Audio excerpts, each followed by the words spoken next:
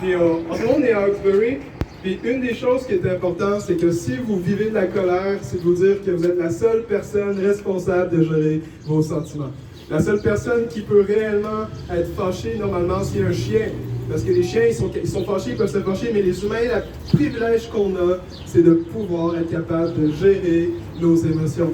Alors, si vous avez besoin d'aide par rapport à ça, ça va nous faire plaisir de pouvoir discuter de ça, parce que quand on est fâché, ça nous rejette, on s'éloigne de toutes les autres personnes qui peuvent vouloir être avec nous. Donc, il ne faut pas se laisser abattre par ça. Il y a une façon de gérer les choses, parce que dans toutes les situations, dans tous les problèmes qu'on peut vivre, il y a tout le temps une solution. Puis quand on est vraiment affecté dans notre cœur, il faut apprendre à pardonner ceux qui nous ont offensés. Alors, je suis bien content d'être avec vous. Donc, ce matin, on va avoir un certain temps de discussion, mais surtout de vous rappeler une chose importante. C'est qu'aujourd'hui, si vous êtes là en ce moment, c'est parce qu'il y avait un agenda précis, un calendrier pour qu'on puisse se jaser ce matin. Et une des belles choses que je voulais vous dire, c'est que nous, aujourd'hui, on est venu vous parler d'une bonne nouvelle. Vous dire à quel point vous êtes précieux et important pour nous, mais encore plus pour Jésus. Amen. Quand j'étais seul, quand j'étais abandonné par mes parents, dans des moments où j'ai fait du mal à mes parents, j'ai été méchant avec mes parents, j'étais un menteur.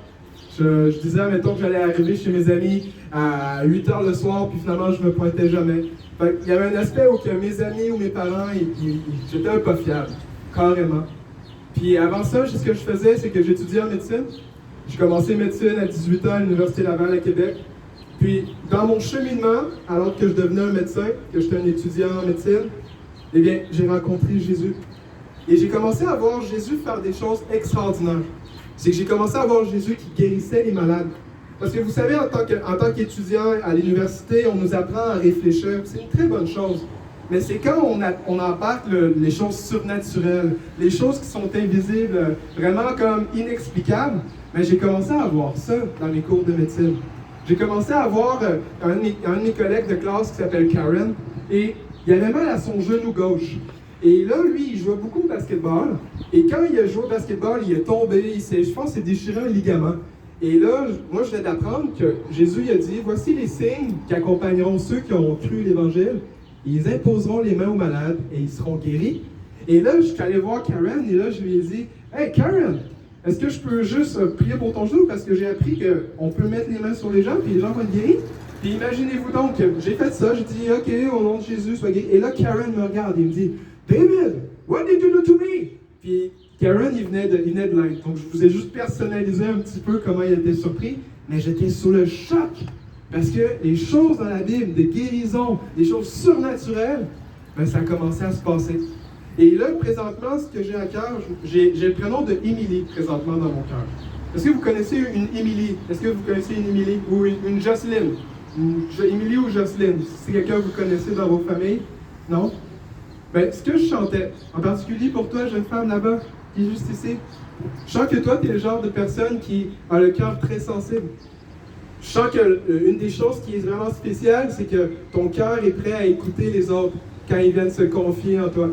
Puis ce que je sens aussi, c'est que alors que tu parles aux gens, puis que les gens ils veulent se raconter toute leur vie, c'est comme si les gens ils ouvrent vraiment leur vie au complet pour toi. Parce que t'es une jeune femme, que les gens ils ont la facilité à te faire confiance. Est-ce que ça fait du sens, ça? Ouais, vraiment? Puis écoute, je t'ai jamais vu. C'est la première fois qu'on voit, puis c'est spontané notre rencontre aujourd'hui.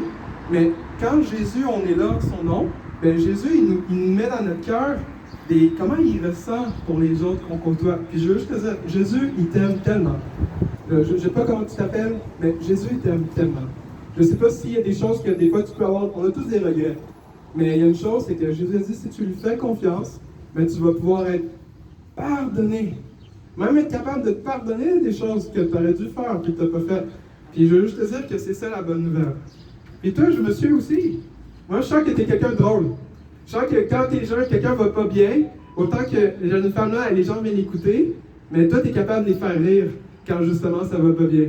Puis je sens même que quand tu ris, quand tu es dans la joie, il y a comme ta joie qui devient contagieuse. Moi, je pense que, je sais pas si tu le réalises à quel point. Est-ce que tu t'appelles François? Anyway, je reçois des prénoms en ce moment, j'essaie, j'agis par la foi. Mais ce que je sens, c'est que quand tu es dans la joie, ça rend les gens joyeux. Les gens, des fois, ils ne comprennent pas pourquoi ils sont joyeux. Et je veux juste te dire que cette joie-là que tu as, eh bien, elle vient de Jésus. C'est vraiment un cadeau que tu as, d'amener la joie partout où tu vas. Puis de ne pas réduire ce que tu peux donner. Chaque chose que tu donnes sont précieuses à chaque personne que tu prends le temps de t'arrêter. Puis je trouve ça intéressant parce que Jésus, c'est comme ça qu'il était. Jésus, il marchait au travers des humains. Et là, quand il y avait quelqu'un qui n'allait pas bien, ça dit que Jésus, partout où il allait, il faisait du bien aux gens, mais aussi il guérissait tous les malades. Puis l'Évangile, c'est quand tu crois que Jésus est venu faire ces bonnes choses-là, puis qu'il vient t'accepter dans sa famille, mais après ça, c'est que tu peux faire les mêmes choses que lui faisait. Comme c'est incroyable, parce qu'au lieu d'être juste un discours qu'on parle, mais on peut voir dans tes actions, ou même par les miracles que Dieu fait dans ta vie, que Jésus t'aime à ce point-là. Donc, c'est ça que je veux vous partager ce matin. C'est qu'en ce moment, il arrive des moments clés où est-ce qu'on a à prendre une décision.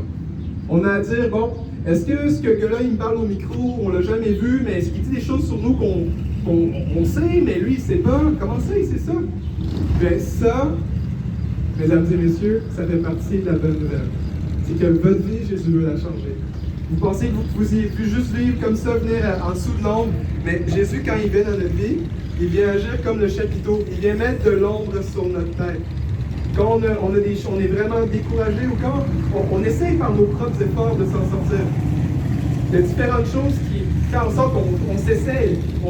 Comme on va à l'école, on apprend nos mathématiques, on apprend à compter, mais après ça, on apprend à additionner, ensuite on apprend à multiplier. Mais c'est important d'aller à l'école parce que c'est l'endroit où est-ce qu'on peut apprendre à utiliser les chiffres. Mais c'est un peu la même chose avec Jésus et l'Évangile.